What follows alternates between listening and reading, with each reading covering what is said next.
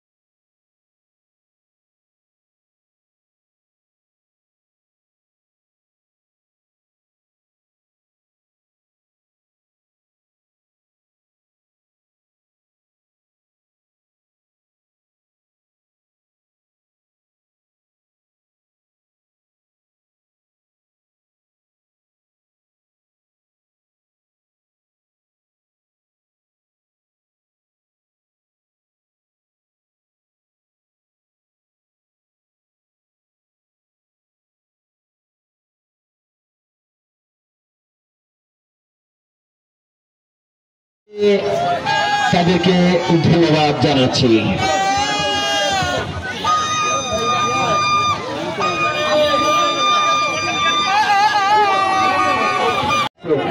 দারুণ একটা চিন্তা, এই প্লেয়ারদের জন্য মহামূল্যবান আমি বলবো, কারণ প্রাইজ মানে মহামূল্যবান।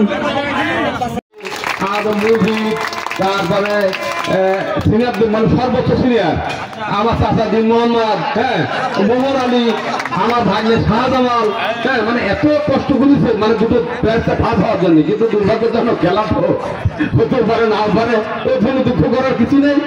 হাত গুচ্ছা সময় সময় নিয়ে যাক, সমাজের কথা খুবই ভালো খেলা হয়েছে। সকলকে সময় স্বল্পতার কারণে সকলকে ধন্যবাদ দিয়ে আমি আমার বক্তব্য এখানে ঠিক হচ্ছে। এই পর্যায়ে আপনাদের সামনে বক্তব্য রাখছেন আমাদের 3 নম্বর বাহাদুর ইউনিয়ন বিএনপির সংগ্রামী সভাপতি মাস্টার সাহেব আলী। বিসমিল্লাহির রহমানির রহিম।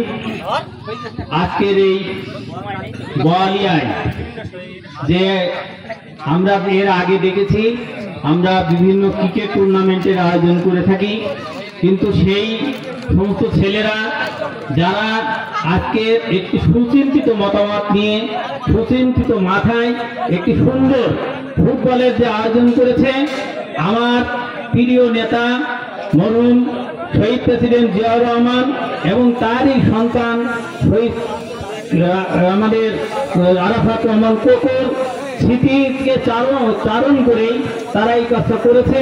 আমি এই জন্যে আমার দলের পক্ষ থেকে এবং আমার ব্যক্তিগত পক্ষ থেকে তাদেরকে আন্তরিক ধন্যবাদ জানাচ্ছি।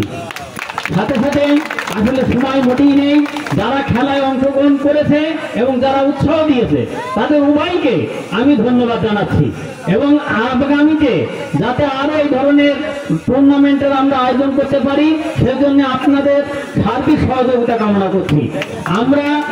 আমরা আল্লাহ যদি রহমত হয়, আগামীতে যদি আমাদের দল ক্ষমতায় যায়, আমি এই গ্রামবাসী সবাইকে নিয়ে আমরা সবাইকে নিয়ে চেষ্টা করব আমাদের এই বোয়ালিয়াতে একটি সুন্দর মাঠ যাতে আমরা উপহার দিতে পারি, সেই চেষ্টা আমরা করব।